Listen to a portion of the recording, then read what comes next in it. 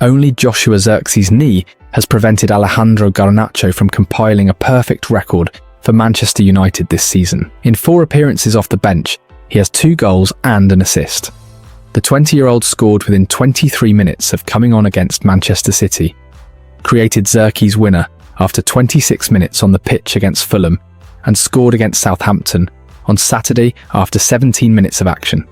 He had taken just 6 minutes to flash past Jack Stevens and tempt the Saints defender into a tackle that earned him a red card. That was another electrifying cameo for the Argentine, who could easily be on 3 goals for the season already. He looked to have found the back of the net just 5 minutes after coming on at Brighton, only for replays to show his shot hit Zirkzee on the line, with the striker in an offside position. The disappointment for Garnacho is that his least effective performance of the season came in his only start, when he managed 68 minutes against Liverpool before being replaced. He managed 0 shots in that game, and just 1 shot creating action. Numbers he has bettered in all his cameos off the bench. In a way, he has become a victim of his success this season. While his form deserves a start, he is influencing games off the bench in a consistent manner that's difficult to achieve. He is becoming the ultimate game-changing sub for United, and that might conversely make starts harder to come by. It's a rapid change of status for a winger who started 38 successive games last season, a run that stretched from November 1st to May 25th. Garnacho was the definition of undroppable for Erik ten Hag, but with Ahmad now dazzling on the right wing and Marcus Rashford less of a threat as a substitute, it is Garnacho that is performing that role from the bench. The more he continues to make his mark as a sub, the more he is likely to find himself on the bench. Ten Hag has placed more importance on his replacements this season, rebranding them as finishers. In a season with more games than ever before, he knows the importance of squad contributions. You don't win with 11 players in games, but also between games you need more than 11 players to win the football games, Ten Hag said earlier in the season. It does feel like he has found a balance now. For all the criticism Rashford got against Liverpool, he did create the best 2 chances of the game for United, and is now off the mark for the season after his goal at St Mary ES. He also went 8 games as a substitute last season without registering a goal or an assist, managing just 3 shots in those cameos. That would suggest he's better as a starter. Garnacho has form for impacting games off the bench as well. Of his 9 goal contributions in 2022-23, 7 of them came as a substitute. Last season felt like a breakthrough campaign, and in truth his performances remain good. He is just proving so adept off the bench that he is nailing down a role as one of Ten Hag's finishers. Garnacho won't want that role forever, but for now he is United's latest super sub. Tuesday night's Carabao Cup 3rd round clash with Barnsley at Old Trafford will hopefully mark the beginning of another road to Wembley for Manchester United.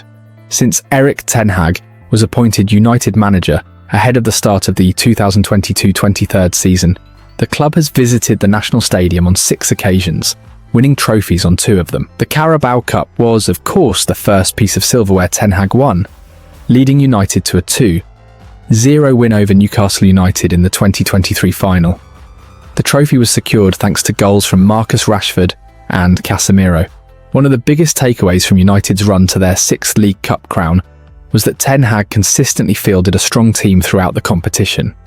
Every starting 11 was jam-packed with first-team regulars and star-studded names. Nowadays, Premier League managers often use the Carabao Cup to make wholesale changes and give those on the fringes of their first-choice starting career an opportunity to get some minutes under their belts.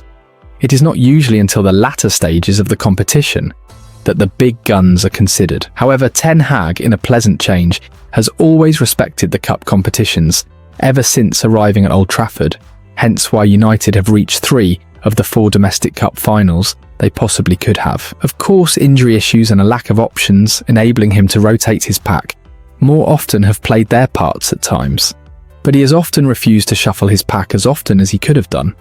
However, with United's fixture list currently more condensed than ever before, largely because of the fact the first phase of the Europa League campaign now features 8 games instead of 6, the Dutchman might be left with no choice but to rotate a little heavier than in the past against the League One Tykes this evening. Including the visit of Darrell Clarke's men, United must navigate their way through 6 games in the space of just 20 days, spanning 3 different competitions, up until the next international break.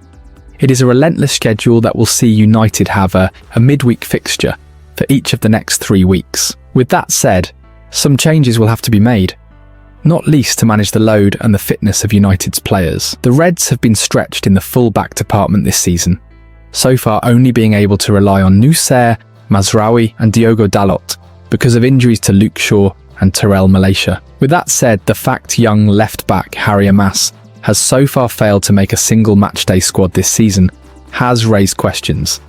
He performed really well throughout pre-season with the first team, and it was expected he would provide cover from the bench at the start of this campaign, in the absence of any senior fullbacks being available to offer support and competition. Amas, who joined United from Watford last year, is one of the club's most highly rated youngsters, and his performances in pre-season were encouraging. It is why he should be in contention to start against Barnsley. United, regardless of the kit when Ten Hag selects, will be overwhelming favourites to progress to the next round, meaning it does strike as being the ideal moment for Amas to be given his senior debut. United are likely to control proceedings and enjoy the bulk of the possession, which should allow Amas to focus on attacking, which is his biggest strength, rather than defending. The 17-year-old, who represented England's under-18s in the recent international break, is renowned for bombing forward from left-back and being an adventurous full-back.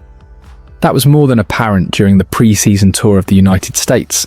Dalot has struggled at left-back so far this season, meaning the opportunity to give him a breather ahead of the weekend's trip to Crystal Palace would make sense. Amas, with Shaw and Malaysia still unavailable, is the most logical candidate to replace the Portuguese international for a fixture of this type. United need to rotate where they can in the midst of a fixture marathon, and a Carabao Cup home tie against League One opposition, with respect, is the ideal opportunity for Ten Hag to bleed more youngsters into the team. Amas, at the very least, has to be on the bench on this occasion.